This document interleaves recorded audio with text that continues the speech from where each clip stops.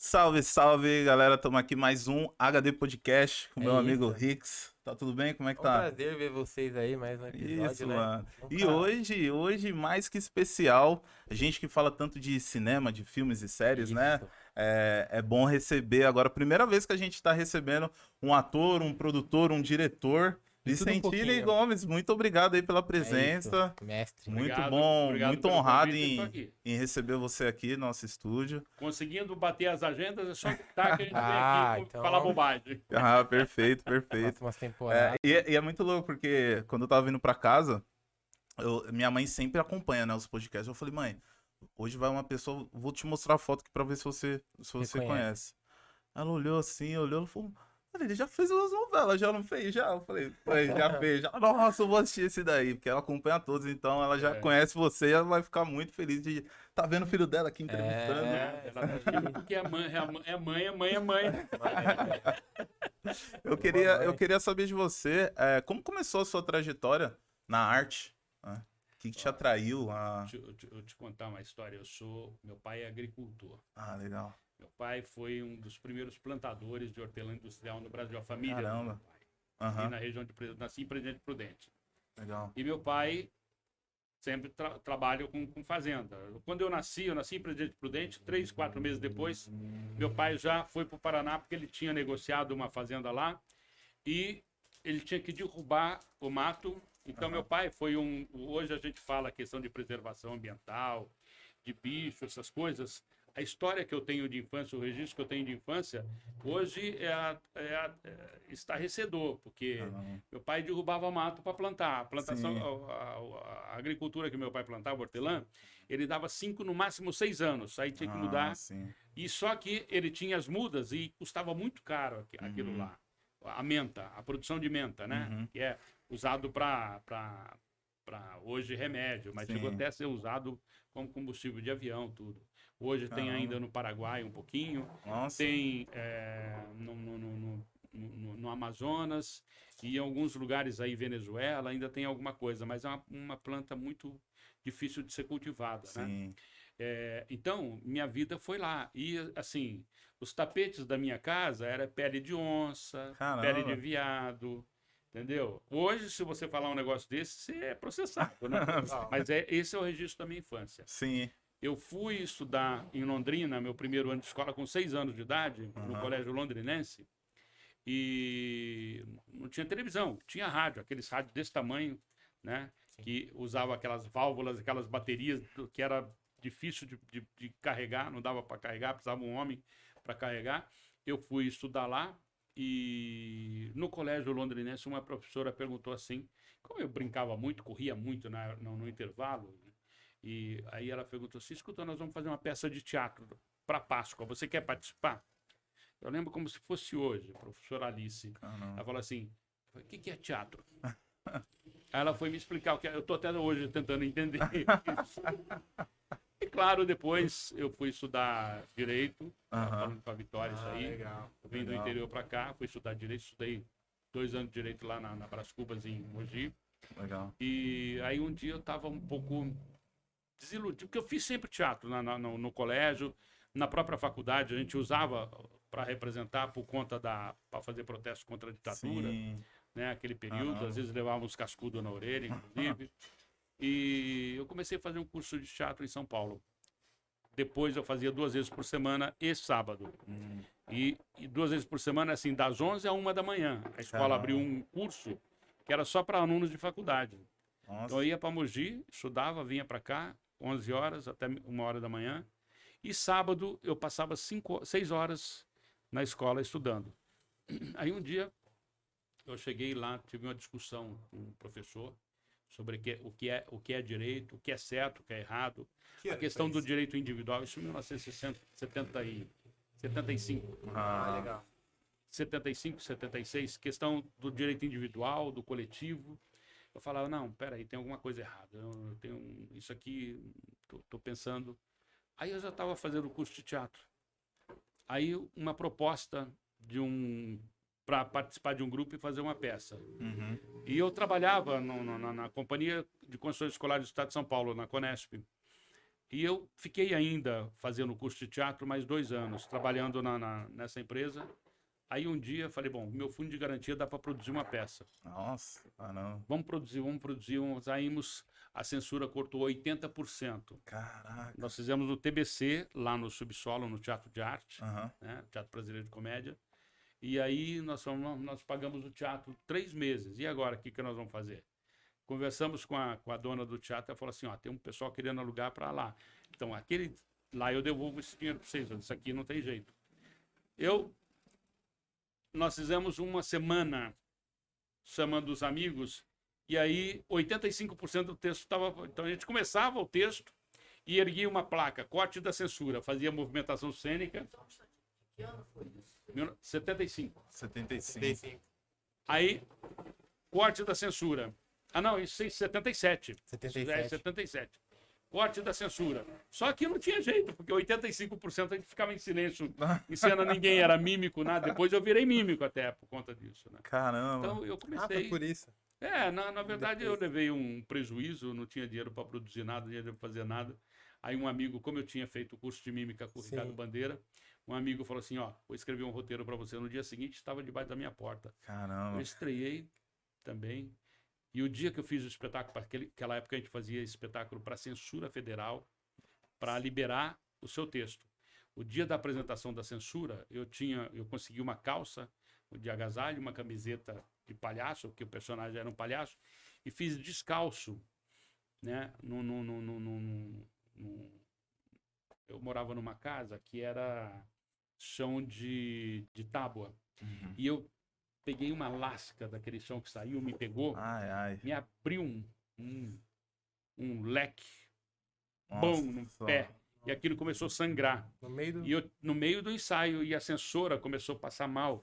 Aí ela falou, Sentinil, desculpa, para. Eu tô vendo que é um espetáculo para criança, que tá tudo certo e pode estar liberado. Tá? Eu não precisa não, vai cuidar do seu pé. Nossa. Aquilo tava doendo no dia seguinte, meu pé tava desse tamanho. Eu estreiei o espetáculo, fui indicado melhor ator do ano ao Prêmio Mambembe. Com esse espetáculo eu viajei Europa, América do Sul. Caramba. Depois, na viagem desse espetáculo, eu já estreiei, eu fui para Portugal fazer, eu passei na Espanha, acertei um festival.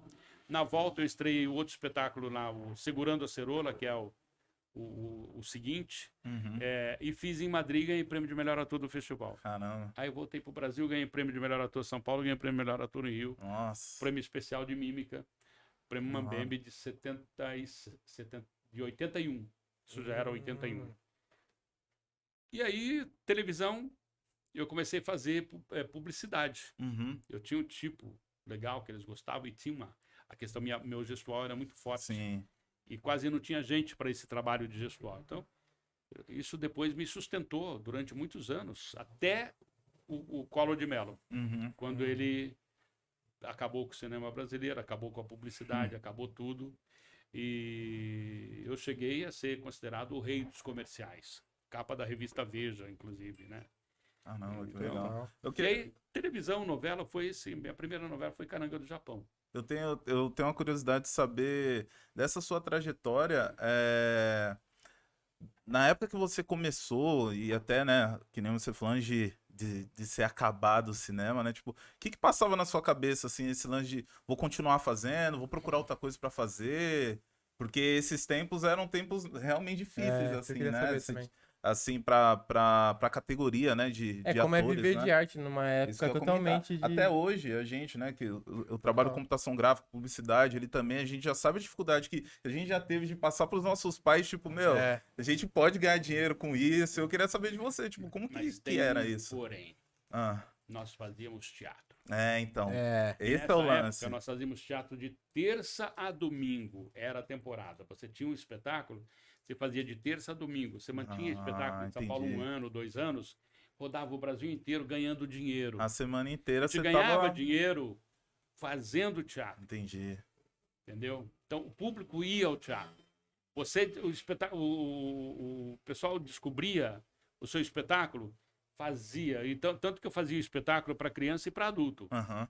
Entendeu? Eu cheguei a fazer, por exemplo, eu falei o Segurando o Cerola, que eu estreiei lá em Madrid, depois mudei por causa da censura aqui. Eu tinha uma cena que eles proibiram para 18 anos. Aí virou Picardias do Picadeiro. Caramba. E o mesmo espetáculo, sem 2 cenas, chamava As Maluquices do Picadeiro. Entendeu?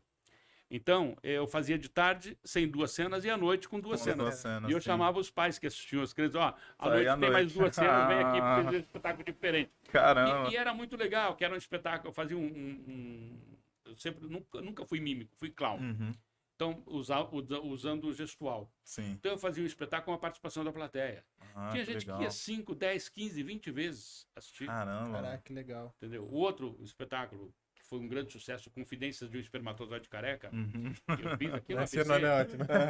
Tantas vezes, inclusive inundou uma vez no meio do espetáculo, falando sobre o golpe de 64 no Cacilda. Caraca. Aqui no ABC, isso em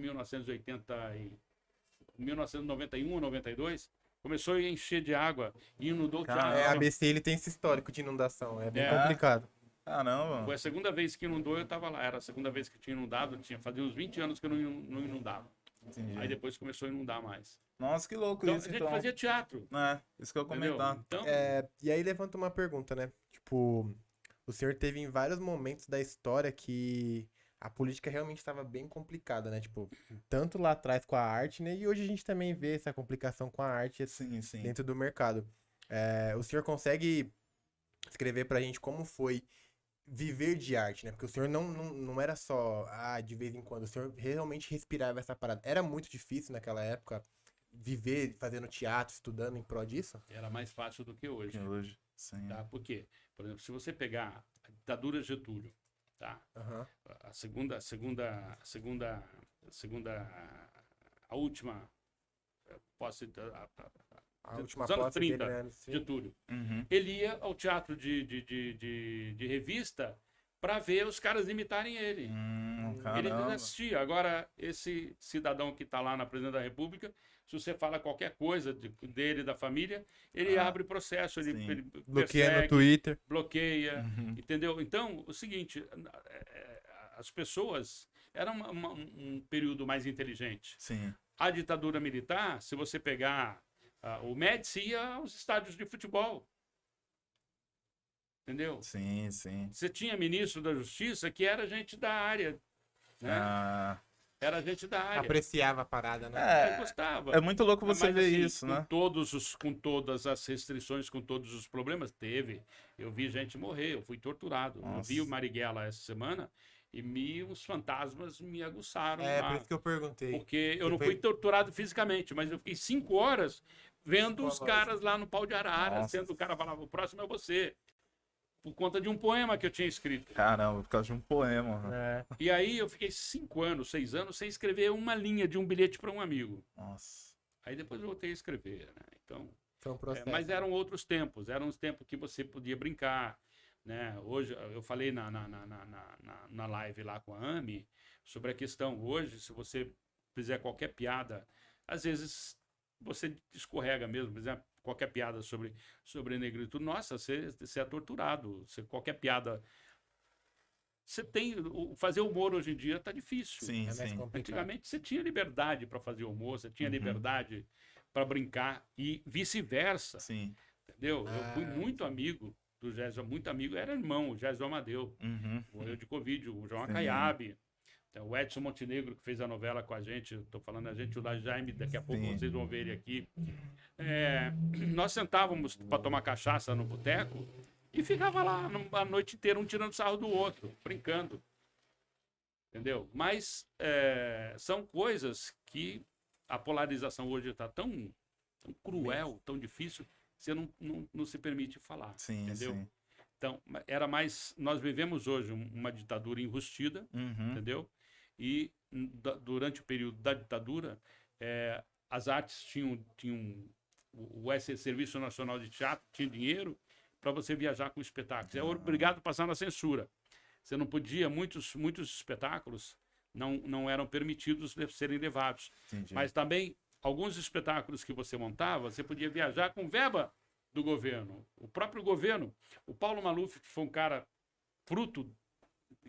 filho né, da dura militar, ele botava dinheiro, falava, vou botar dinheiro para calar a boca de vocês. E botava dinheiro, e a gente tinha dinheiro para trabalhar, entendeu? Para fazer uma campanha de teatro popular. Sim, Hoje a gente não isso tem nada disso. é uma coisa que eu sinto muita falta também, porque, que nem o senhor falou, eu vejo na minha cabeça que existe um plano de emburrecimento da sociedade mesmo, da gente não apreciar a arte, assim, né? De não chegar até as pessoas da periferia, as pessoas de classe média também. A gente tá deixando de gostar de arte, do teatro, do evento, também, né? de descobrir, porque, meu, quando as primeiras vezes que eu fui numa apresentação de balé, de uma amiga minha, de ir numa apresentação de teatro, você vê um outro mundo, cara. Eu me apaixonei. Eu falei, nossa, cara, olha isso. Então, eles estão deixando de dar essa oportunidade para as pessoas. Como você falou, o governo pagava para vocês saírem em turnê e fazerem apresentações públicas. Nos anos 80, né? eu vim fazer um espetáculo que eu fazia dentro de colégios, aqui em Diadema, uma comunidade lá em cima. Aí teve que pedir autorização para que eu entrasse lá. Sim. Eu entrei e tinha gente fiscalizando o que eu estava falando lá. Caramba. Que eu falava, eu fiz uma peça, era uma peça isso nos anos 80. Ah, tá. Uma peça, um professor trouxe, ele falou, não, vou levar lá, você topa? Eu falei, topo, vamos lá, pô, vamos debater com o pessoal. Eu cobrava, tipo, se fosse hoje R$50 nas escolas particulares, então, eu cobrei 5 contos para ir lá. Eu falei, quero ir, com muito prazer, entendeu? Tive que pedir. Aí, eu tinha uma cena que eu falava sobre um baseado, sobre droga, que era um texto do Machado de Assis. Sim. Uma adaptação, A Igreja do Diabo. E era muito engraçado. O debate depois foi fantástico, porque uma senhora já veio com uma pergunta encomendada, né? Aí teve um cafezinho lá na secretaria antes. Toma cuidado agora que o pessoal vai falar. Fica tranquilo, deixa. Eu comecei a bater papo, daqui a pouco estava todo mundo tirando fotografia comigo, sentou. Foi fantástico. Então você tinha você transitava em todos. Eu recebi outro dia no Facebook, que eu acho que foi publicado no Orkut aquela foto, eu fazendo espetáculo dentro da penitenciária judiciária lá no Paraná. Caramba. Pessoal, como entendeu? Foi isso? Fui convidado por uma amiga que era jornalista lá, você topa fazer? Vamos lá, eu faço. Foi o secretário de Segurança Pública, não, o Picardias. O Picardias também? Legal. Um espetáculo de mímica. Não. E é um manicômio judiciário. Então, o pessoal de crimes meio bárbaros. Sim. E tinha um policial, eu falava sobre censura, tinha um policial, os caras diziam, não bate nele! O personagem não existia, era invisível. Sim. Eu recebi essa foto que eu nem tinha nos meus arquivos, mas salvei. Falei, essa aqui tem história. Que salvar, porque eu não tenho mais. Sim. E assim, pô. Cinema também, você chegava, a gente fazia por paixão, reunia as pessoas, vamos lá, e todo mundo ganhava dinheiro. Vamos fazer um espetáculo, vamos montar. A gente não tinha patrocínio, a gente não buscava patrocínio, a gente botava do bolso. Mas algumas coisas assim, a gente conseguia dinheiro para viajar, as coisas do governo, a gente entrava em projetos, conseguia. A gente fazia, se reunia, por quê? Porque tinha certeza que teria público. Exatamente. O cinema naquela época era bem alto. Hoje o pessoal vai ver, sabe o quê? No teatro? Stand-up, verdade. Nada contra. Sim, acho que é um segmento.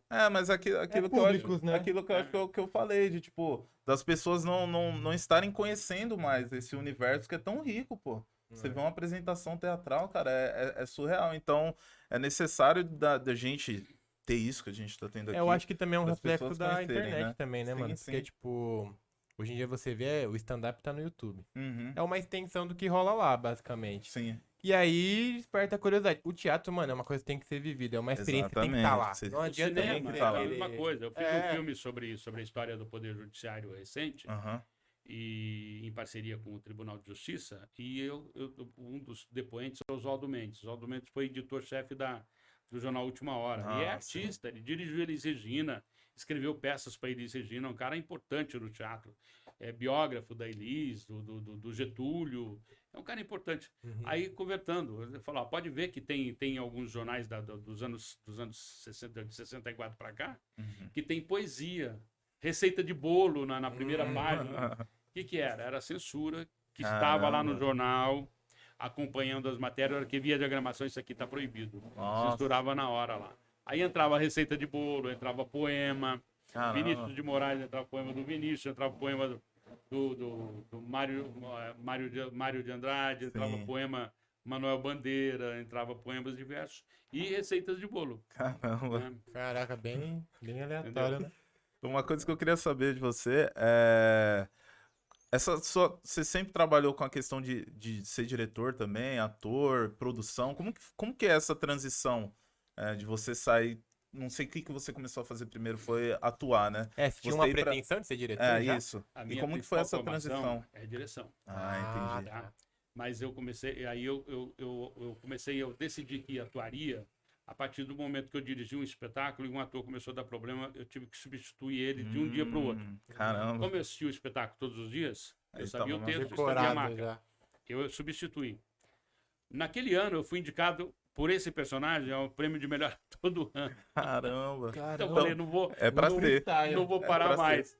É pra Então, ser. meu maior tesão, meu maior desejo é a direção. Isso é que eu ia criar. perguntar, é isso. Cinema.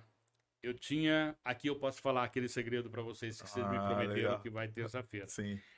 Cinema. Eu tinha uma insegurança muito grande que eu fazia, dirigia, eu ficava cuidando, minha ansiedade de cuidar era tão grande que quando eu atuava, era um personagemzinho pequenininho em um filme meu. Sim. Aí veio a pandemia. Cara, eu entrei numa depressão, comecei a ter problema. Foi complicado. O trabalho, fui mandado embora da televisão, tinha mais de 60 anos. Os trabalhos, tudo parado, suspenderam tudo. Não conseguia patrocínio, nada. Eu fiquei E agora, né? desempregado. Fiquei sem nada. Aí eu comecei a produzir, a escrever. E um amigo meu falou, pode escrever que eu edito. Então, meu primeiro livro me sustentou um tempo. Caramba. Eu vendia 10, 15 livros por semana pelas redes sociais. Uhum. Entendeu? Cenas femininas e outras relações. Aí um dia, eu entrei numa depressão muito complicada. Eu fui na garagem buscar um livro que eu queria reler. Um livro. E não achei esse livro. Procurei nas caixas, onde achava que tinha lá. Porque além das estantes com livro, tudo, eu tenho livros em caixas. Uhum. Aí eu parei ali, sabe que você fica olhando pro fim do mundo parado. De repente, eu olhei uma fresta de luz entrando assim, divino. Eu falei, isso aqui é divino. Sim. Eu preciso aproveitar isso em algum lugar. Eu fiquei ali uma meia hora ainda observando. Procurei mais umas 2 caixas, isso já era noite, a hora que eu saí de lá. Já tinha acabado a luz. Eu subi, abri meu computador, fui lá, preparei alguma coisa para comer. E uma das coisas que veio em mente foi Os Malefícios do Tabaco, do Chekhov, que é um texto de 4 páginas, mas um pouquinho mais, que eu usava sempre para dar aula de interpretação. E eu reli umas 4 ou 5 vezes aquilo lá. Jantei, comecei a escrever, isso mais ou menos umas 10 horas da noite, só parei no dia seguinte, às 2 horas da tarde, Caramba. com 120 páginas prontas do roteiro.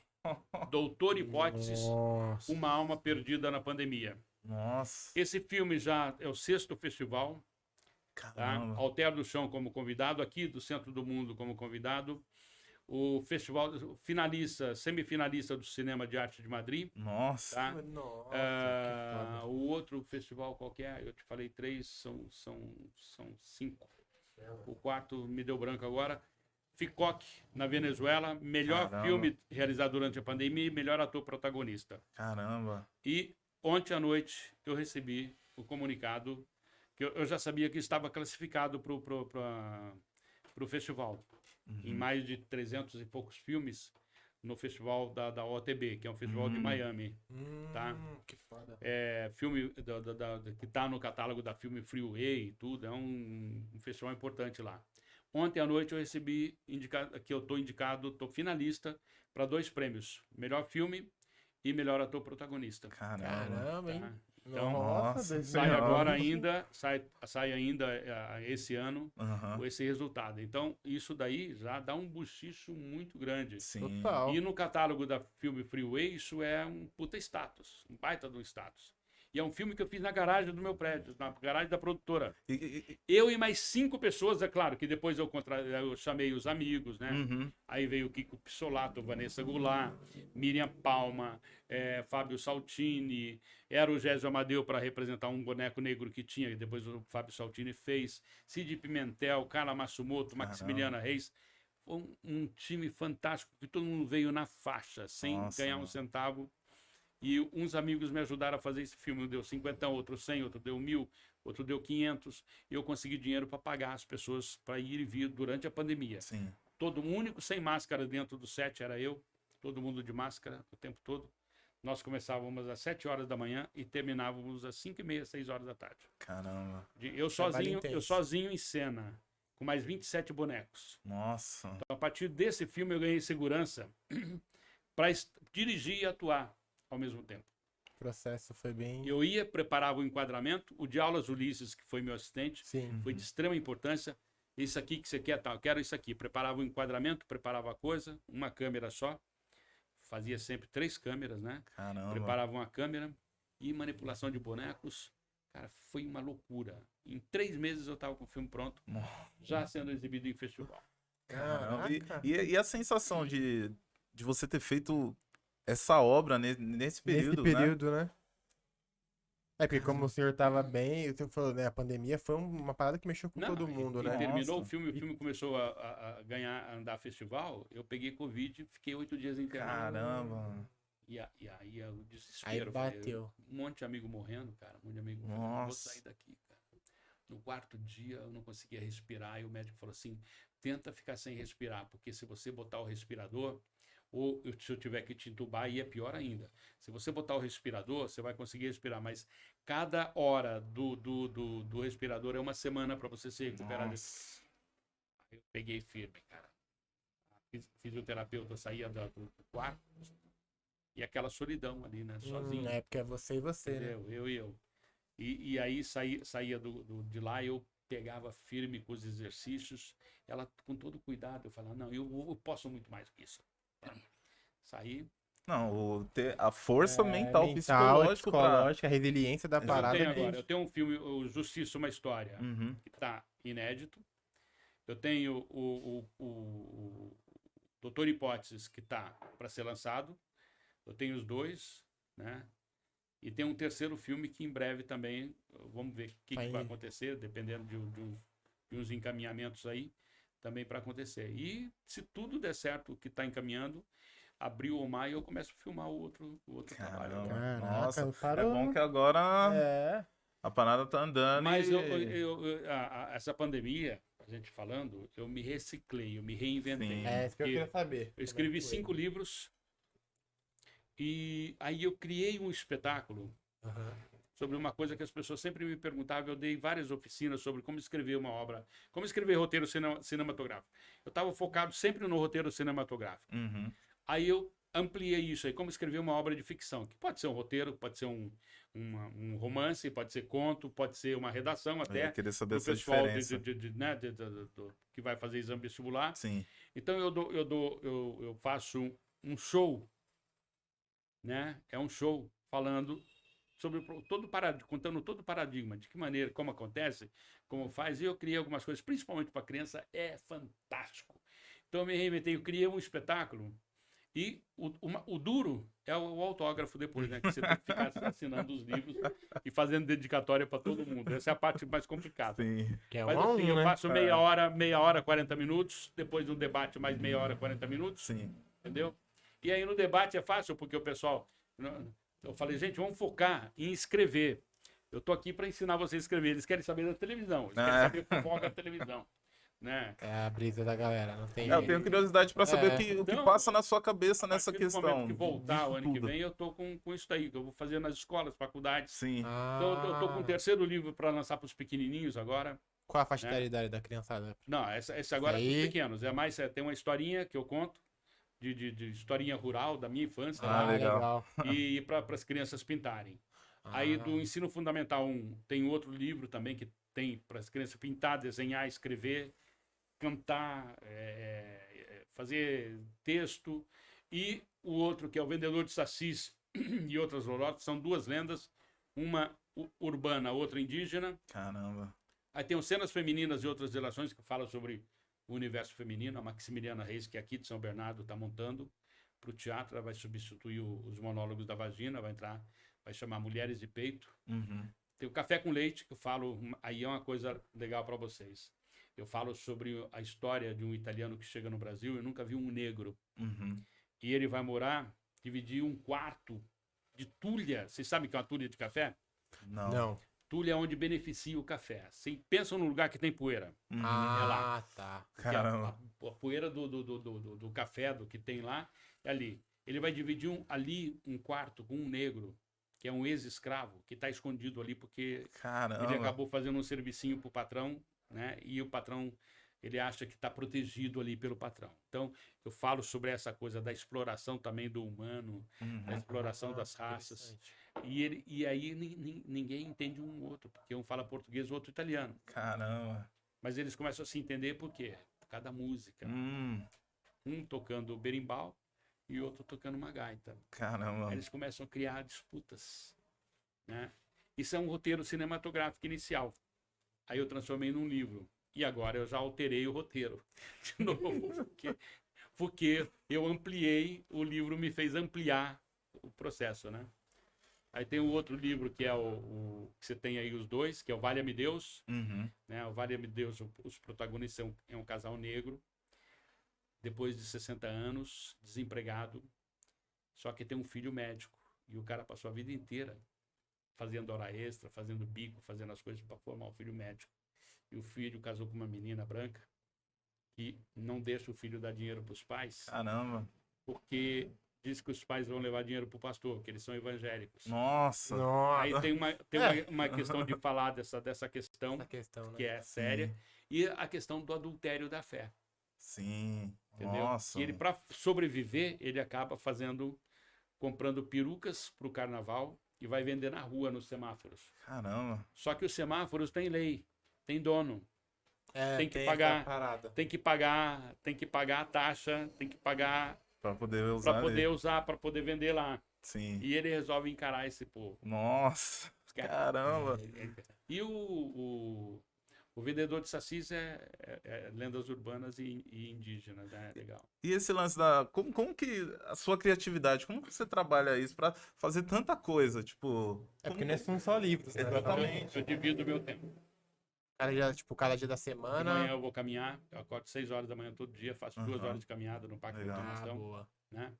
Vou caminhar, vou fazer exercício para fortalecer minha coluna, porque eu tenho 2 anos de disco, eu tenho que fortalecer. Aí começo a editar às 10 até às 6, 8 horas da noite. E à noite, depois que eu tomo um golinho de uísque, um golinho de cachaça, eu vou escrever. Eu tiro 2 horas para escrever. Todos os dias. Todos os dias. É isso. Um mantra já. A frequência, E né? aí, a não ser o dia que eu for pescar, aí eu Aí esqueço muda. Aí deixa quieto. Pesca há muito terapia. tempo já? Aí precisa de vez em quando amar também, né, Vitória? Sim. Precisa, né? Precisa ter tempo Pessoas, né?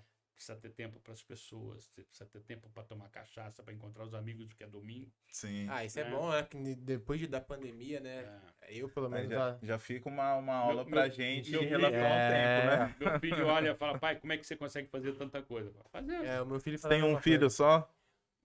Ah, Quantos cara. anos ele É tem? da área também. Ah, É primeiro assistente de direção. É um cara, Ah, vocês conhecem, legal. cara que é um menino jovem, qual que é o nome que dele? ele é formado pelo Célia Helena, a faculdade, como ator. Legal. Aí um dia ele falou assim, pô, começou a ter dificuldade de trabalhar, ele fez coisas legais já na televisão. Aí começou a perceber que tinha que produzir para sobreviver com teatro, tudo. Aí falou, eu Vou começar. não sei se eu Vamos consigo que dar vamos. conta disso não. Ele começou a pedir para fazer estágio, foi de graça, trabalhou mais ou menos 3 meses de graça. Caramba. Contrataram, hoje está primeiro assistente de direção, um Ah, cara legal. bastante disputado no Conheci ele. mercado. Qual que é o nome Legal. dele? Pedro Paulo Vicentini. Ele aí, ó. Brabíssimo. Com certeza eu devo ter visto, porque Você eu é sempre tô tiozão, né? pesquisando, né? Eu sempre tô pesquisando as Traz pessoas que ele aqui, estão... porque ele é bem jovem, ele tem 24 anos. Da nossa E idade é aí. do samba também. Viu? Ah, legal. Samba. A gente Canta. adora samba, Ó, né? que legal. Canta, toca numa escola de samba lá da Barroca. Caramba. Ah, legal, faz coisa pra caramba. É igual pai É, também, né? tipo, não... Tem muito o que fazer, não. Não tem Toca muito o que gaita, falar, lava, tipo, faz Essa semana eu dei uma comida. bronca nele. Ele tava no samba e falei, cara, com pandemia, pelo amor de Deus, não me apareça em casa durante uma semana. É, Ô, mano, pai, pandemia. eu preciso. Tá Tocar. todo mundo de máscara. Tá todo mundo de máscara. Eu falei, Eu confesso tá que eu bom. tô com maior saudade de um samba também. Eu vou dizer que eu tô no modo pandemia ainda, cara. Eu ainda fico meio assim, tipo... Eu não tô nem indo pra muito lugar também, porque realmente foi uma coisa que abalou Mexeu, mesmo né? a estrutura de todo mundo, assim, tipo... Foi bem difícil. Até começar esse projeto também Segundo foi os especialistas, complicado. nós vamos conviver isso há uns 5, 6 anos ainda. Nossa Senhora. E enquanto, em relação a isso que você acabou de falar, a gente vai convivendo por muito tempo com isso. Como que você tem trabalhado isso na sua cabeça? Até por esse lance de estar com tantos A projetos, questão da assim. pandemia, Exatamente. sim. Sim, botei um propósito, né? Eu quero viver ainda para produzir algumas coisas que eu tenho que produzir. Uhum. Então, eu escalonei umas coisas lá. Eu tenho uma história que eu conto. Não esqueça do tempo aí para botar o. Ah, é aqui verdade, na né? Tô olhando rodada, aqui. hein? Tá vendo? Eu tenho uma. Eu fui. Teve 3 ciganas que leram minha mão. Uma na Argentina, uma no Brasil e uma na Espanha. E as 3 falaram que eu vou morrer com 72 anos. Nossa! Mas eu decidi que eu não quero morrer com 72 anos. Você escolheu, Eu você botei não quer. 10 anos a mais, com 82 já chega, porque depois vai começar a ter dificuldade de Sim. andar, dificuldade, né, para pensar. Aí o órgão sexual muda, né, Jaime? Começa a ter que olhar os dedos, assim. Aí eu botei que eu tenho ainda que cumprir algumas coisas, né? Sim. Eu botei escalonei time. uns filmes para fazer. Eu tenho que realizar esses filmes aqui Ah, legal. para fazer, né? Então, Independente de quanto tempo leve. agora, se vão me autorizar aqui, porque é o seguinte, quando eu peguei quando eu peguei a Covid, Aham. eu fui lá pro inferno, não me quiseram lá, mandaram de Volta, volta. Entendeu? volta. Eu espero que não queiram me mandar pro céu e eles me aceitarem lá. Então, eu espero que seja rejeitado pelos 2 ainda, Pra continuar ainda. aqui. né? E para continuar aqui no purgatório. Sim. Total. Nossa. E aí levanta uma pergunta. Como que o senhor vê a questão das plataformas hoje? Tipo, hoje... Netflix. Hoje em dia a gente vê essa crescente muito grande, né? Até porque a pandemia fortificou muito isso também, né? Você tá em casa... A maioria do entretenimento, pelo menos pra mim, assim, foi, mano... Você tá com quantos anos? Eu tô com 25. Tá. Quando eu tinha 22 anos, 21 anos, eu trabalhava num computador que era a modernidade. Na Conesp, que era lançamento contábil. Era uma máquina de um computador de lançamento contábil. Não tinha computador ainda que você conhece por aí. Essa mesa aqui, imagina 2 delas, até lá, isso aqui, ó. Era isso aqui que era a máquina. E a programação era feita por cartões. Uhum. E eu tinha um colega que dividia lá, de vez em quando ele falava assim, eu não tô a fim de trabalhar hoje. Eu falava, pô, então não, eu vou cumprir minha tabela, porque eu não quero vir trabalhar no final de semana.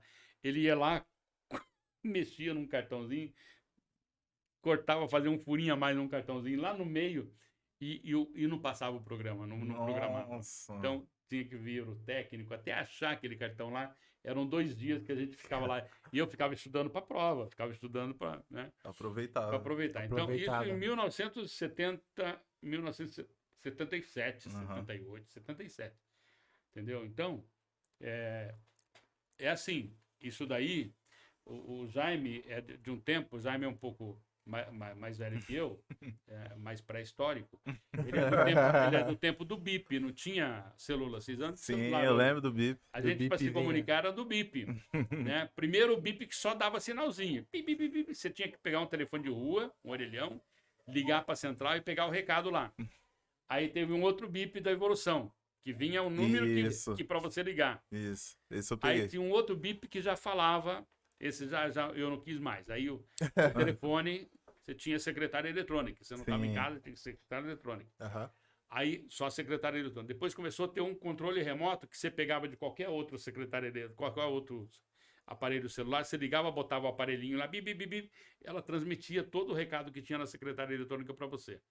E aí chegou o tijolão, Sim. né? O Que foi o famoso. primeiro Foi o celular. Nokia, né? Foi o Nokia, não foi? Os Não, primeiros. não. Teve mais. Não, mas eu não a lembro a marca, marca. Não teve existe a várias, marca. não Tinha... lembro. Mas o Nokia era o mais usado. Mais Sim. conhecidão, né? E aí o que vocês têm hoje? As plataformas é a mesma coisa. Aí o pessoal Sim. falava, vai acabar com o teatro. Acaba. Ah, não acaba. Porque o presencial é uma coisa importante. Vai acabar com a sala de cinema. Pode diminuir as salas de cinema. Para assistir no computador, eu não assisto. Eu não assisto no computador. Eu me recuso a assistir. Eu tenho uma televisão grande lá, que aí eu boto lá eu assisto lá, mas aí também não. Eu Não é a quero ir no mesma cinema. Sim. Eu também. Eu fui ver Ter a o experiência, Marighella né? no cinema essa semana. Pô, a última vez que eu tinha entrado no cinema foi o ano passado, que eu fui ver o Doutor Hipótese. Tem um amigo que é dono do cinema lá de Indaiatuba, ele liberou pra gente fazer um teste de que tela legal. lá. Aí fui ver o filme, eles ficaram lá, nós assistimos a última vez que eu entrei no cinema. Estava fechado, sessão só pra gente. Aham. E eu saí, todo mundo me convidando para ir ao teatro. Eu não tô indo, porque ainda tô um pouquinho preocupado Sim, sim. com essa questão, entendeu? Mas tem que tomar cuidado, né, velho? Não tem que jeito. É. A experiência E as do gosto teatro. muito plataformas, é isso daí, vai evoluir cada vez mais. Hoje o YouTube, entendeu? Acabou, você botou o filme 2 anos, você tem que lançar no YouTube para as pessoas aí. Porque você não vai ficar perdendo dentro de casa. Sim. Tá? Os História meus guardada, curtas mas- premiados, todos estão tudo no YouTube. Legal. Eu consegui veicular alguma coisa, TV Cultura, TVE do Rio, Uhum. TVE da Bahia, Legal. TVE lá de Pernambuco. Eu consegui veicular algumas coisas assim, mas tem que deixar as pessoas verem, porque você deixar em casa não adianta. Sim. Mostrar, né? Só que, ao mesmo tempo, o streaming precisa valorizar um pouquinho mais. Uhum. Porque eles estão pagando uma bagatela. Né? Porque eles gastam milhares produzindo, que nem Grandes. sempre é legal, e pelo seu filme eles querem pagar uma bagatela. Sim. Isso é bem... Entendeu? E hoje a demanda tá muito grande, né? Tipo, Sim. eu falo isso porque eu adoro muito a experiência do cinema. Então, tipo, essa experiência eu não abro mão, assim. E eu vejo que, por exemplo, a HBO Max, mano, saiu o filme, tipo, 30 dias depois tá na plataforma. Tipo, os filmes da Warner, por exemplo. A Marighella entra essa semana, né? Ah, Então, a Marighella eu vi no cinema, então eu não cheguei a ver nas plataformas. Não, vai entrar. Vai essa entrar, semana. né? eu não então. vi, eu preciso assistir no cinema. E sabe E quanto o- que deu? 200 mil pessoas eu vi. Agora Caramba. deu 300 mil pessoas, chegou essa semana. Pô, E tá em poucas salas também, Tá, não tá? tá. Então, é que o Poucas cinema salas. brasileiro, tipo, põe em poucas salas, né? Então. Por causa da demanda, não sei qual que é o rolê, tipo, a demanda. Então. entendeu? É isso que eu ia falar. É, A gente a não grana- estimula as pessoas. Eu e lembro aí quando eu fica trabalhei nessa. no cinema, eu trabalhei uns anos no cinema, e geralmente filme nacional ficava só uma sala, era muito pouco. O único filme assim que eu lembro que eu vi mais de uma sala foi Minha Mãe é uma Peça, porque saiu numa temporada de férias Uhum. e tinha muita gente querendo ver. Aí, tipo, tinha 2 salas, 3 Se salas. você Nossa. pensar na história do cinema, voltar no Mazzaropi, tá? Mazzaropi, ele distribuiu o filme dele. Sim. E era rolo ainda. Ele mandava alguém levar, e a pessoa que levava o rolo lá para a cidade ficava na porta contando Quantos? o contadorzinho para quantas pessoas, para ninguém enganar ele. Sim. Porque o pessoal fazia rodízio de ingresso no interior, No se interior. deixasse. Então, pra você ver no Cine Marabá, a estreia do Mazzaropi, eu rodava a Avenida São João inteirinha ali. Tinha fila de 200, 300 metros Caramba. para assistir a estreia do filme. Depois da semana, um mês ali assistindo. Manhã, tarde e noite tinha filme do Mazzaropi exibindo ali. Eu li uma tese, 2 teses recentes sobre o Mazzaropi, um TCC e 2 teses que eu li. TCC eu participei, inclusive, com depoimento, tudo. E as 2 teses eu li, que é de um amigo. Uma tese e uma dissertação sobre o Mazzaropi. E no filme do Diaulas que eu fiz aqui, Quero Ser Estrela de Cinema, eu falo sobre o Mazzaropi. Eu faço o cineasta Lima Barreto, que era daqui. Sim. Eu falo sobre o Mazzaropi, sobre distribuição, entendeu? Então, eu acho exatamente isso que a gente tá falando. Tipo, tinha que ter uma valorização maior, Pro sabe? nosso mercado, Pro né? nosso mercado, cinema, teatro também. Aí, tipo, eu acredito que não é nem tão, assim, tem a falta de interesse, mas ao mesmo tempo não é mostrado, sabe? Para as Falta pessoas de terem estímulo interesse. também, né? Estímulo, É. entendeu? Você viu do Marighella, eu vi uma entrevista do Wagner que ele falou exatamente sobre isso, sobre a questão do cinema, da galera tá, tipo, perdendo seu valor, né? E também a questão, tipo, Nós estamos do mercado, eu né? não te interrompendo, mas nós estamos num período ainda que as pessoas não estão indo ao cinema. Sim. Então. Plenitude. Tem Ele uma, fez um filme pro cinema, sim, né? tem uma E galera aí que tá tem essa muito parada, ansiosa né? ainda, Tipo, exatamente. mas eu vejo, é aquilo que você falou, mano. Tipo, uma vez eu vi, eu já falei isso aqui uma vez, colocado pra competir um filme nacional com um filme mundial, mano. Tipo, Sim. aí o nosso cinema totalmente, Não, ninguém a foi ver a o questão é que bagulho. os filmes tipo. de Hollywood, eles têm lançamento de... Enquanto nós, pra você ter uma noção, um filme classe C americano, eles gastam 25 milhões de dólares. É, Sim, mano. Aqui, no Brasil, pra você pegar um filme de 2 milhões de reais, é um absurdo, filmão. né? Você tem que ter 2 milhões e meio. O Jaime fez um filme comigo, um documentário sobre um doc-fic, Uhum. que eu fiz com atores, contando a história do desbravamento do Oeste Paulista, com foco na cidade de Presidente Prudente, que eu sou de lá, Sim. entendeu? Eu fiz 600 conto, pô, com 600 conto, com cento e poucos, 110 atores de primeiro time, gente de televisão, Antônio Petrin, Carlo Briani, Bárbara Bruno, Cléo Ventura, Jaime Leibovitch, Genésio de Barros, um time forte. E quanto tempo pra produzir? Mais uns 200 figurantes Quanto tempo demorou pra... para produzir. É. Um mês, 40 dias. Se eu demorasse dias. mais, eu não tinha dinheiro. não rolava. Tinha que tá. pagar. Entendeu? Nossa, cara. E uma produção, assim, de um filme, que nem a gente tá falando, né? Médio porte, Médio assim. porte, né? Quanto tempo, 3 assim? milhões. Ah. 3 milhões.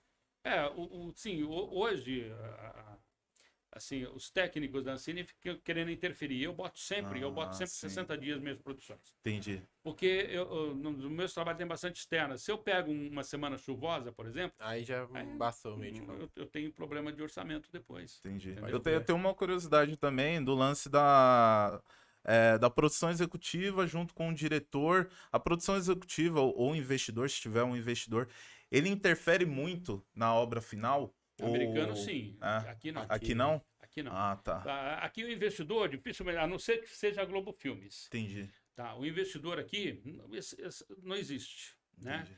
Então é um diretor que escreve um roteiro e Uhum. quer fazer o seu filme, escreve na Ancine, busca recursos, busca patrocínio, e nem sempre ele consegue fazer o filme com que ele pretende. Ele pede 4 milhões lá, ele faz com 1,5 milhão, 2 milhões. Aí tem que fazer as adaptações. Entendeu? Aí vai naquela... Freestyle. Aperta aqui, aperta ali. Não, você tem que fazer as adaptações. Entendi. Né? Isso aí, aperta aqui, aperta ali. Nossa. Vamos ter que... E você fazer com amigos, né?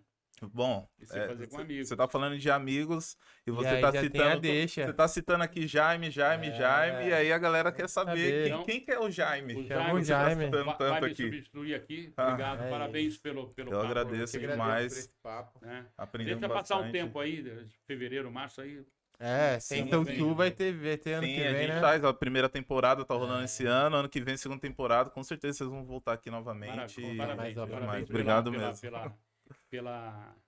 pela determinação de vocês, porque fazer isso daqui não é fácil. Sim, exatamente. É, Ainda mais de- falando de filmes e séries, que a gente faz questão bastante. ideológica mesmo, de Sim. buscar, né? E tenho certeza que vocês estão sem recursos, sem patrocinador. Que vem Alô, um patrocinador!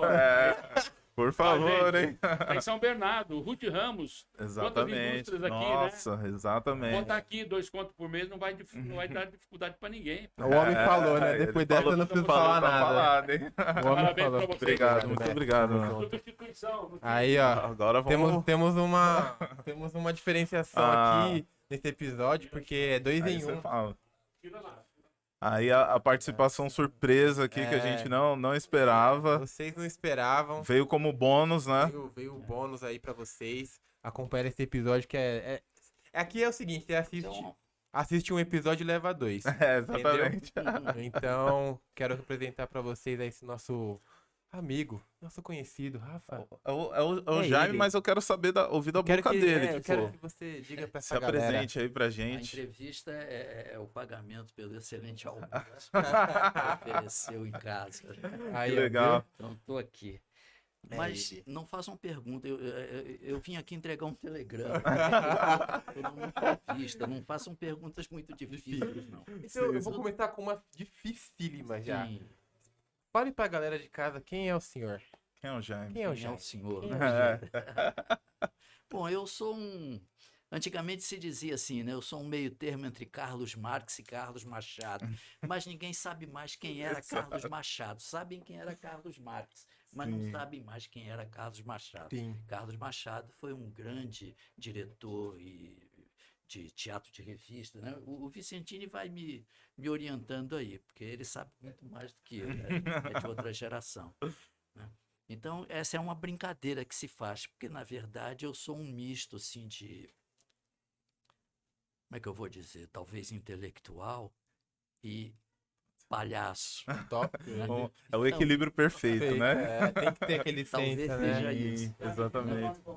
Meu nome completo é Jaime Leibovitch, o que já constitui um outro constrangimento. Porque as pessoas me reconhecem na rua, eu acho legal, é bom. Sim. Né? Ah, conheço o senhor é ator, né? Tudo bem. Mas se em algum momento a pessoa vai chegar para mim e vai dizer, como é mesmo o seu nome? E aí é terrível, porque eu me sinto completamente invadido na minha intimidade, entendeu? Além do que, eu sei que ela vai sentir um grande constrangimento quando ouvir Jaime Leibovitch, porque ela nunca ouviu esse nome. E se você Ela pedir só para ela lembra. repetir Ela não o vai sobrenome. saber, ela não vai conseguir dizer para a dona fulaninha, vizinha dela, que naquele dia teve a honra de conhecer aquele ator, como é que é mesmo o nome? Isso acontece. E quando eu posso, eu tento tranquilizar a pessoa, dizendo, olha, pode me chamar de Tarcísio Meira. No problem. E aí ela, assim, mas diga, Acontece muito isso de as pessoas não lembrarem seu nome? de perguntarem meu nome? É. Sim, porque elas sabem de onde eu... Uhum. Ninguém me É um conhece. rosto familiar. De um modo geral, as pessoas... Normalmente eles chamam pelo nome do personagem. Como é Sim. que é? O nome do personagem que você está fazendo na novela. É uma coisa assim... A pessoa sabe que me conhece, mas não sabe exatamente quem é. Isso é da televisão, né? Isso é ator. bem isso. Aí ela quer saber mais, porque provavelmente já terá ouvido o nome. Sim. Mas ninguém ouviu meu nome. Eu faço a mesma pergunta que eu fiz pro Vicentini. Sim. Por que ator? Porque ator? É. Ah, rapaz. Por que não, ator? Por que não ator, né? Pois é, essa é uma outra pergunta complicadíssima.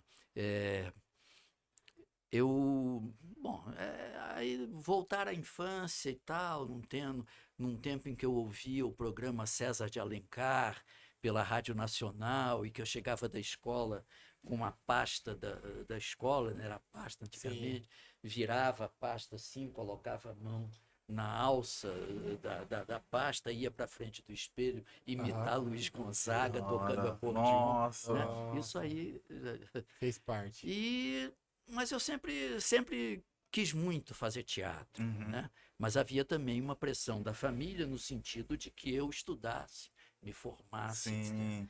Então, eu comecei a fazer teatro com 15 anos, ainda em Salvador, na Bahia, com o CPC, Centro Popular de Cultura, da antiga Uni lá.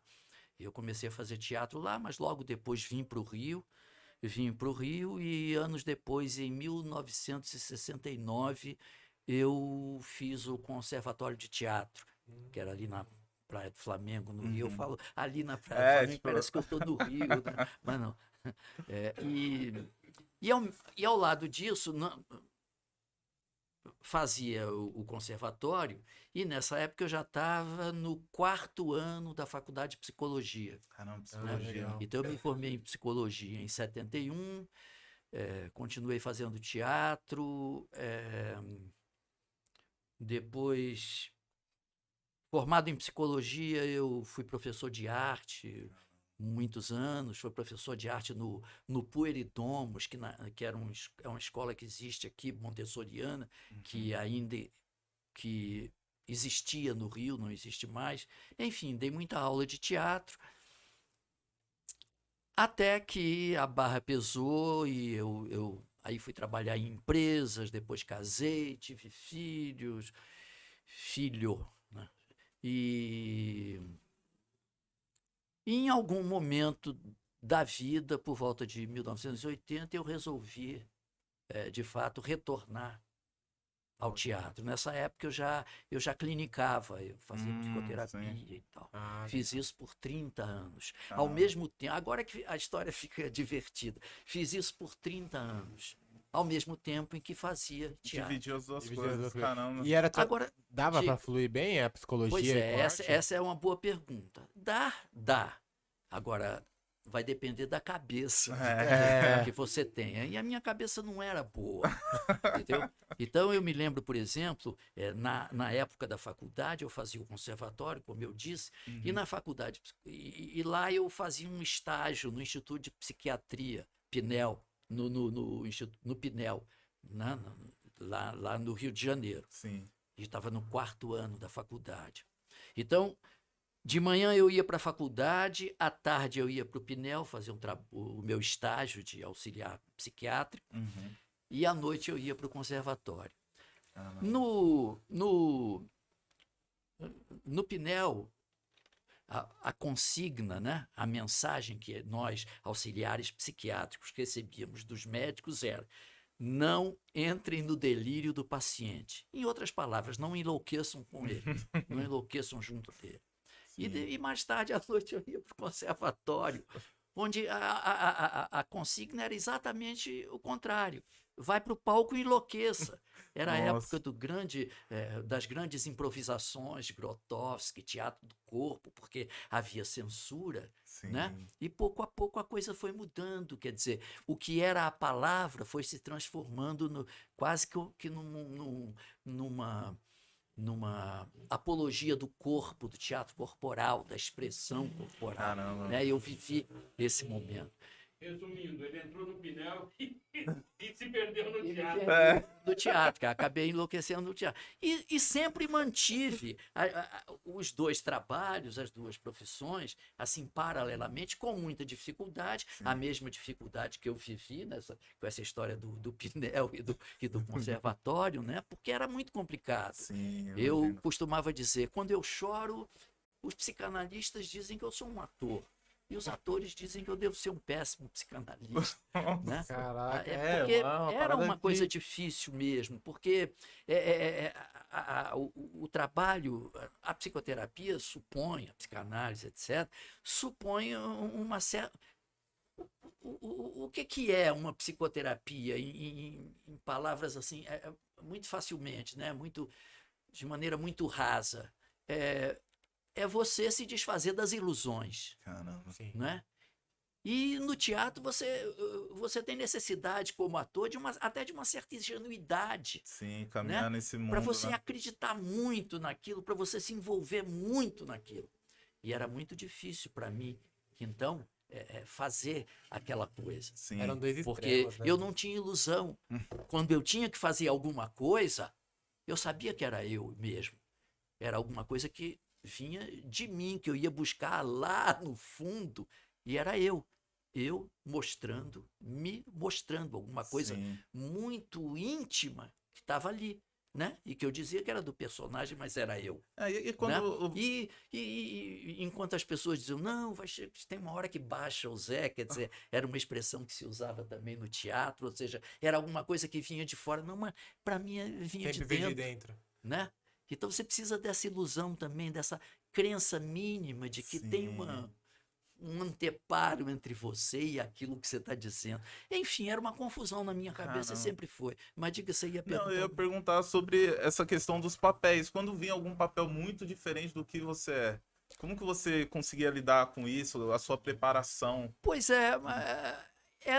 esse também esse também é o grande barato do teatro, né?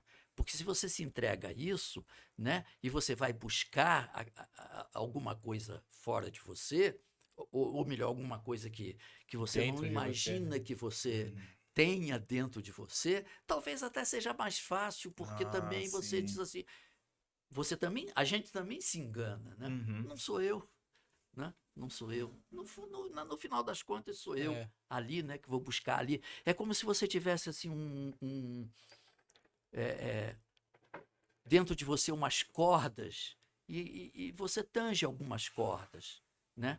Algumas cordas nunca foram tangidas, você mal as conhece. Sim. Um dia você Vai tem conhecer. que Ótima fazer analogia. em nome do personagem, você tem que tanger alguma corda desconhecida, né? Caramba, Vamos sim, dizer sim. assim. Ótima E analogia. aí, em determinado momento, você começa a juntar aquilo que você nunca tangeu com aquilo que você já conhece, com aquilo que. Porque também tem essa coisa. Existe uma base a partir da qual tudo pode ser inteligível, né? Quando se trata da personalidade, quando se trata do ser humano, né? Sim. Porque se todos nós fôssemos diferentes, absolutamente. É a questão, por exemplo, da homossexualidade, né? Sim. Quer dizer, o senso comum estabelece uma diferença radical, né? Sim. Existe o homossexual e existe o heterossexual. Uhum. Na verdade, existe uma base comum quando, numa psicoterapia, um homossexual fala do relacionamento dele, por exemplo. Você não está pensando assim, isto é um relacionamento homossexual diferente do que seria um relacionamento heterossexual. Não. Isso é um relacionamento. A estrutura do humano é a mesma. Entendeu? Não importa o objeto sexual, o objeto de amor, porque a estrutura é a mesma. Então, o que acontece numa relação amorosa homossexual é a mesma coisa que acontece numa relação amorosa heterossexual. Então, Caramba. o ser humano tem essa estrutura, essa universalidade que ele permite. Caramba, e o senhor falando isso me fez pensar, com esses conflitos, eu digo até extremo, né, entre a questão da psicologia Sim. e vivendo com a arte, como foi conciliar isso com a família? Era até uma coisa que eu queria perguntar pro nosso amigo, mas até porque a gente vive nesse meio da arte, a gente por estar dentro dos eventos de hip hop, dentro do audiovisual, trabalhando com videoclipe, é um pouco complicado às vezes a gente explicar para os familiares como funciona a determinação do tempo, E lidar com isso também, lidar, né? e a gente lidar com isso, porque às vezes eu tenho um filho de 8 anos. Às vezes você realmente quer estar lá, mas tem tantas outras coisas. Por exemplo, ontem a gente estava testando coisa até meia-noite, trampando. Então, e é difícil às vezes explicar isso pros familiares. E o senhor já tinha família, então, como que era conciliar essas três, né? Porque tinha a psicologia, a arte e a família, né? Olha só, eu vou te explicar. No meu caso, quer dizer, eu me separei muito cedo, então eu não vivia diretamente com a família. Quer dizer, a minha questão não era essa. A minha questão não era conciliar tempo, né? Até porque eu tinha muito tempo do mundo, eu não trabalhava tanto como gostaria, né? Eu não ganhava dinheiro, seja na clínica, seja no teatro, e essa que era a questão. A questão não era tempo, a questão era a batalha pela provisão, né? Né? Do filho, da família, pensão, isso e aquilo, né? Nesse sentido, eu confesso que sofri muito preconceito, vamos dizer assim. Entendi. Né? Eu algumas vezes fui visto como um vagabundo, como um pai desnaturado, etc. Até se você tem uma renda, você também é visto não assim. Agora, tinha uma coisa que era muito forte em mim, e hoje, velho, com 75 anos, já morando no Retiro dos Artistas, né? Quando eu olho para trás, eu penso assim, tinha uma coisa de um desejo que eu acabei, no final das contas, com muita dificuldade e às vezes até prejudicando a outros, infelizmente, eu sustentei até o fim. Isso é uma ótima pergunta que eu queria fazer, que a gente conversa muito sobre, né? Como eu leio muito sobre alguns filósofos, e eu sempre me pergunto se a minha trajetória valeu a pena. Está valendo a pena, né? Sim. E essa é a pergunta que eu queria fazer, que o senhor deu essa ótima deixa, que é, o senhor acha que valeu a pena todo esse esforço? Essa história que o senhor construiu ao decorrer dos anos, com tanta dificuldade, passando por vários tempos, tanto políticos quanto dentro da arte, quanto si próprio, né? Se conhecendo, porque a arte, ela necessita de você se conhecer, até para quem faz uma música, precisa se conhecer o suficiente para saber o que tá dizendo. O senhor acha que essa história valeu a pena? Você se orgulha de, tipo, não, eu fiz realmente essa parada? Sim, veja bem, Eu vou tentar. Desculpem se eu falo muito também. Não, né? não, Não, ótimo. não Agora eu adoro. Agora eu tô animado. Sim. Você fala valeu a pena. Eu fico pensando assim, valeu a pena ter estudado, ter lido, para poder me reconciliar com essa história. Isso é que valeu Perfeito. a pena, entendeu? Porque, na verdade, se a gente pensar bem, a vida a gente vai buscar sentido para ela. A vida não tem sentido, eu penso assim, né? Você empresta um sentido à vida até para poder viver, né? Isso. E o que é emprestar esse sentido? É aquilo que o Goulart dizia, né? A arte existe porque a vida não basta, né? Não é suficiente, né? E buscar um sentido é a arte que você pode emprestar à vida. Né? Então, eu tenho... Essa sua pergunta é interessante porque eu tenho pensado muito nisso, né? Eu penso... Aos 75 anos, no retiro, mas ainda não retirado, né? Não sei até quando, mas eu tenho pensado muito nisso. E o que eu sinto, assim, o que eu percebo em mim, né? E isso é bom quando eu penso assim, é que eu estou reconciliado com muito, muito, muito do que eu vivi, né? Assim, podia ter feito muito mais, podia ter feito diferente, entendeu? Mas eu não sofro mais com o que eu deveria ou poderia ter feito mais, ou que eu deveria fazer diferente. Isso é quando é como em psicanálise você diz, é quando você se reconcilia com o seu sintoma, entendeu? Você vai para o analista porque você tem um sintoma e você se queixa dele, né? Sim. O sintoma é como a vida. A vida é como uma doença crônica. No final a gente morre. A vida não tem cura, tem tratamento, né? Então, quando a gente pensa que a vida tem cura, que as coisas têm cura, que o sintoma tem cura, aí a gente se fode, porque aí sofre mesmo. Mas se numa análise você começa a se dar conta de que você pode se reconciliar com esse sintoma e fazer alguma coisa com ele, fazer diferente com ele, entendeu? Aí é quando você pode olhar e pensar, valeu a pena, entendeu? É mais ou menos isso. Eu falo de um filho que eu perdi, né? Há 3 anos ele sofreu um acidente de carro. O processo de luto é um processo difícil. Por que é difícil? As pessoas pensam no processo de luto como uma coisa assim, de um sofrimento intenso, etc, etc. O sofrimento do luto é um sofrimento pela perda, evidentemente, mas é um sofrimento também por todas aquelas... por tudo aquilo que você não pode reconhecer em você por conta do luto que faz. Entendeu?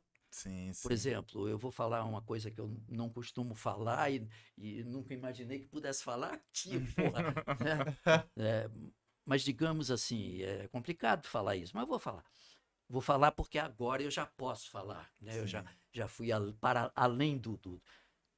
Quando o meu filho faleceu, eu senti um grande alívio, porque nós estávamos vivendo um processo muito difícil, com a mãe dele doente, uma série de coisas, eu muito preocupado com ele, etc. E quando aquilo aconteceu, eu pensei, gente, ele não sofre mais. E eu vivi aquilo como alívio. Agora, imagina você ter que se reconciliar um dia com o alívio, aquela nesga de alívio que você sentiu no dia da morte do filho. Esse é o processo do luto. Você ter que trabalhar com tudo isso e sair dali vivo, né? Eu vejo uma semelhança com essa sua fala, porque não é no mesmo nível, né? Mas quando meu avô faleceu, eu cuidava dele, eu tinha 16 anos, e eu ficava pensando nisso, tipo, ele tá sofrendo. E quando ele faleceu, eu pensei, putz, fiquei muito triste, obviamente, porque eu era pela quem cuidava, saudade, né? mas ao mesmo tempo eu fiquei, meu... Agora ele não tá sofrendo que nem ele tava, tipo, as preocupações, os problemas que ele tinha, O que eu geralmente penso sobre o luto é o que gera o maior conflito é a saudade, né? Que a saudade. Porque. Eu diria que não. Eu diria que. Hein? Expurgo. Sim, catarse, no sentido de uma catarse, né? Ah, E é sobretudo o reconhecimento, disso. entendeu? O reconhecimento das coisas que passam em você. sim, A nossa. aceitação disso, que é difícil, né? Sim. Se olhar. Claro, a ficha caiu um mês depois. Uhum. Aí pronto, aí eu desabei. Mas eu olhava para mim naquele mês, desde o acontecido, não sou eu, né? Como é que eu ando na rua assim, normalmente, como se nada tivesse acontecido? E você reconhecer em algum momento que aquilo é seu, que aquilo aconteceu num momento em que talvez socialmente não devesse acontecer, né? As pessoas não precisariam ver aquilo, né? Sim. Um Jaime que andava pelas ruas normalmente, né? Né? Mas aconteceu e aquilo era eu. Agora, foram preciso as análises todas que eu fiz na vida para em algum momento reconhecer que aquilo era eu, né? Reconhecer. E essa é a ultrapassagem do luto, né? Sim, O sim. reconhecimento disso. Enfim, meus caros. Nossa, isso foi. Tem esse teor filosófico, eu adoro. Sim, Tanto, ele não posso falar muito. Mas o senhor falou sobre isso e eu fiquei curioso Sim. sobre. O senhor é uma pessoa que se autoanalisa muito? Veja só, eu não tenho a compulsão, aquela obsessão de ficar me analisando, que isso é doentio. Sim. Tem Né? um equilíbrio ali de tipo. Isso, claro. Nesse momento, por exemplo, a partir do luto, por exemplo, eu tive que olhar para mim muito, né? Senão eu não teria saído do luto até hoje, Sim. né? Eu tive que olhar para mim. Eu reconheci, digamos assim, esse inconsciente de que a gente fala, né? Fala o tempo todo, né? A gente, em algum momento, a gente começa a falar e nem sente, nem percebe, né? Mas eu vivi, né, com o luto, o surgimento dentro de mim de uma dimensão inconsciente, aquela corda que você nunca tangeu, né? Aquilo surgiu e aquilo que é inconsciente aparece para você como uma outra coisa, uma coisa que não é você, né? Sim. E eu pude experimentar nesse processo, já velho, né, com certeza, pude, digamos assim, experimentar o inconsciente, aquilo em que eu mais ou menos acreditava, mas já não tinha mais tanta fé assim, tanta coisa para me preocupar na vida, etc. E de repente eu tive que olhar, né? E aí eu tive que pensar muito. Né? Essa pergunta que você fez, né? Quer dizer, analisar, vamos dizer assim. Eu falo isso porque tive que olhar. a gente vira e mexe tá conversando sobre alguns pontos, sobre a nossa história, ou coisas futuras que a gente faz. E é uma coisa que eu noto muito, principalmente com as pessoas próximas a mim, eu tento analisar do ponto de vista de outros, assim, tipo, o Rafa é um irmão meu que eu tenho, então praticamente a gente troca ideia sobre as mesmas coisas. Sim. E não que eu olhe para mim, mas eu olho pra história dele e falo, não, pô, mano, eu acho que isso aqui também é interessante. E aí a gente pensa sobre, por exemplo, a gente fala muito sobre, a gente tava falando sobre liberdade esses dias, que eu acho que é um assunto muito complexo, então isso já te traz uma reflexão de tipo, pô, é muito difícil você julgar alguém sabendo o que seria liberdade. Sim. E aí eu pergunto justamente por isso, porque eu não tive muito contato com pessoas até hoje que gostam de se analisar. Tem pessoas que não gostam e talvez isso seja um direito delas também. Sim, claro. Mas eu falo isso porque eu não conheço esse lado de não gostar. Eu sempre... Não que eu fiz isso com frequência. Mas é uma dúvida interessante porque o senhor, com toda a experiência que o senhor teve, é uma bagagem, né?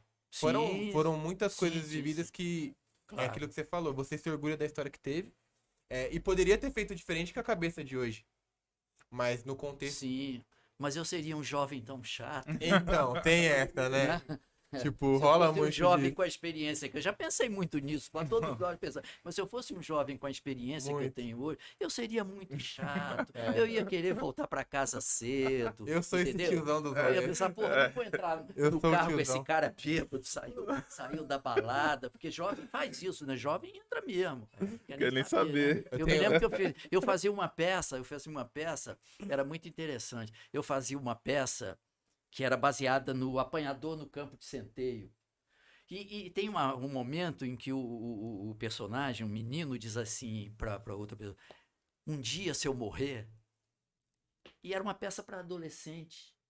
E eu achava impressionante porque ninguém ria. Um dia, se eu morrer. E os adolescentes. Tô viam chegando aquilo agora. com uma absoluta naturalidade. Nossa, tipo, ok, né? É? Normal. Até que um dia nós fizemos um espetáculo para classe teatral. Pessoas mais velhas, a AIDS devastando, né, as pessoas. Então, quando ele disse um dia se eu morrer, aí você Pesou. sentia O né, clima já clima, dando. Já pegou. um risinho nervoso, alguma Ah. coisa, né? Porque o adolescente, o jovem é isso. Para o jovem, se ele morrer, Ah, eu não. Eu olho para trás e digo, pô, tem que aproveitar isso aqui. A gente conversa muito, eu até tenho uma amiga que tá aqui também, que a gente fala muito, que às vezes eu falo, mano, você tem que viver seu momento.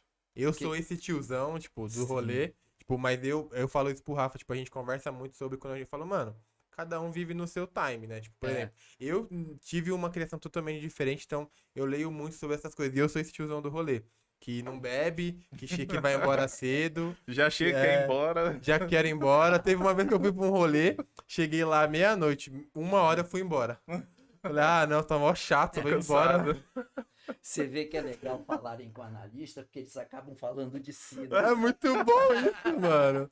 É uma consulta de graça aí, ó. Fica a dica pra vocês Isso aí. daí. Eu queria saber qual que foi o trabalho que você fez que mais te desafiou? Mais Sim, desafiador? Qual... que mais me desafiou em É. teatro, por exemplo. Eu vou falar do teatro.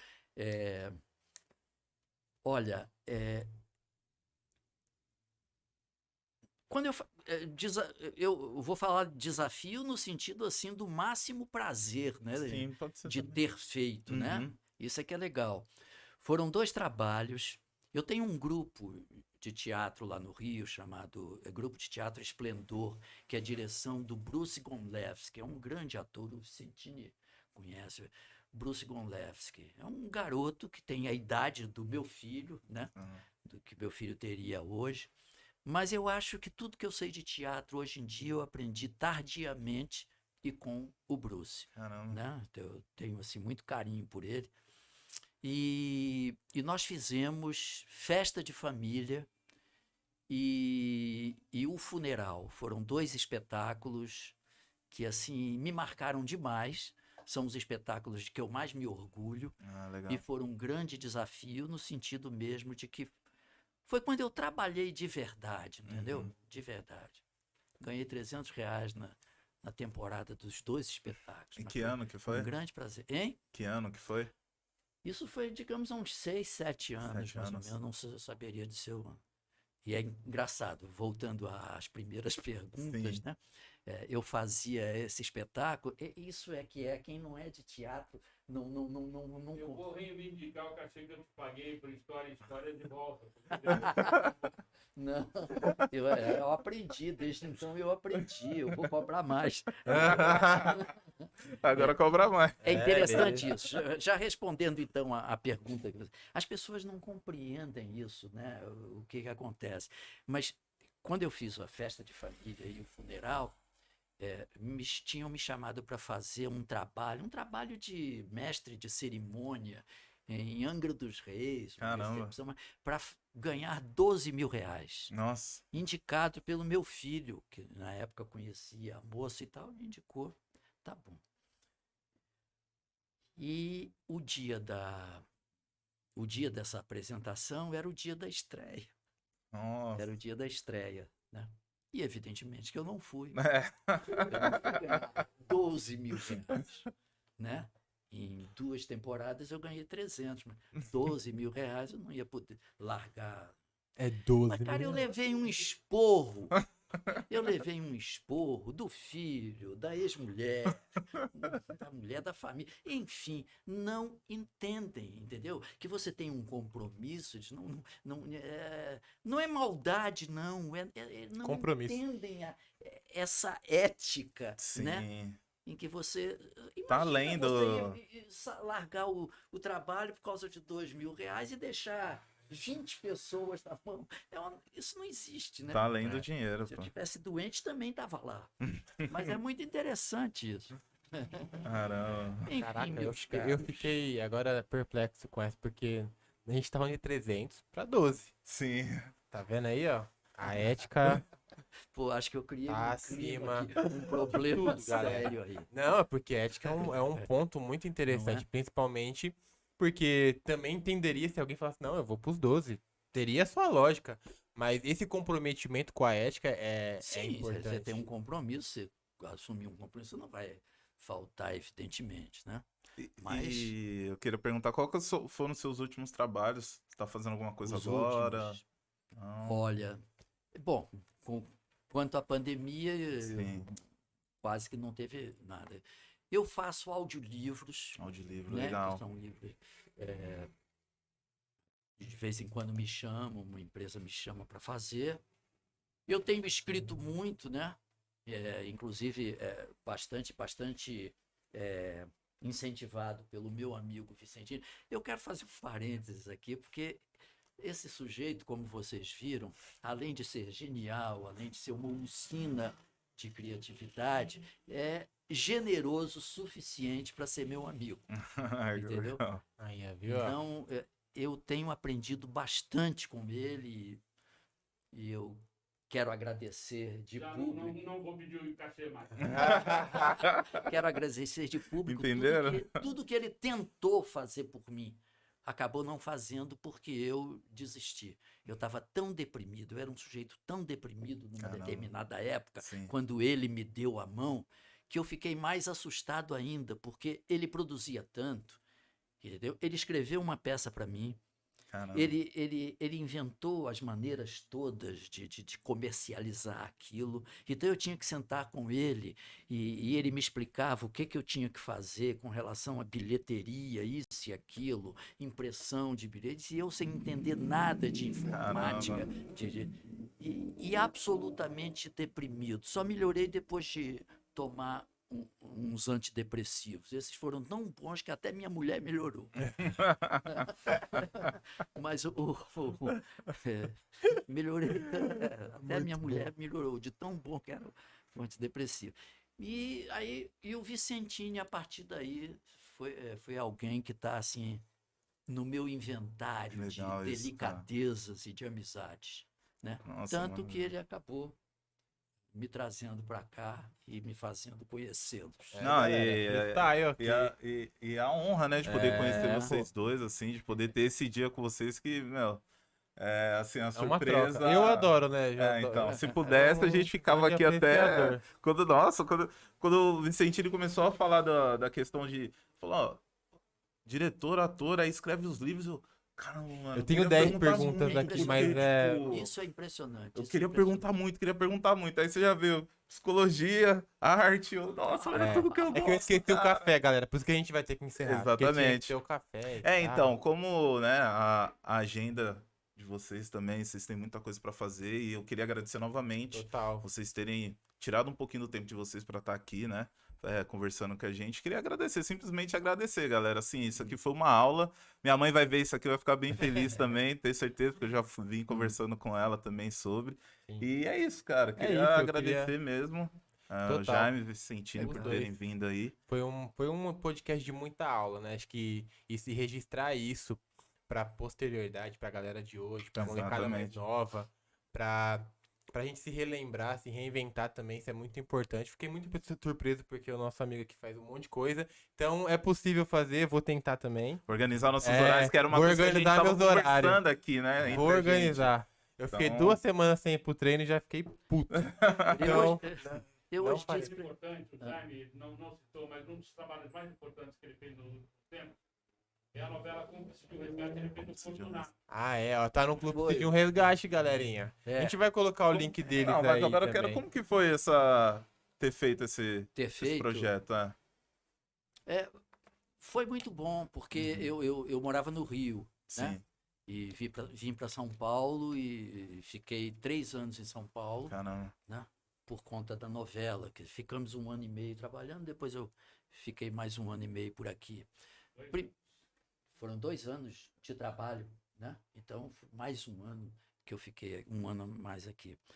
Bom,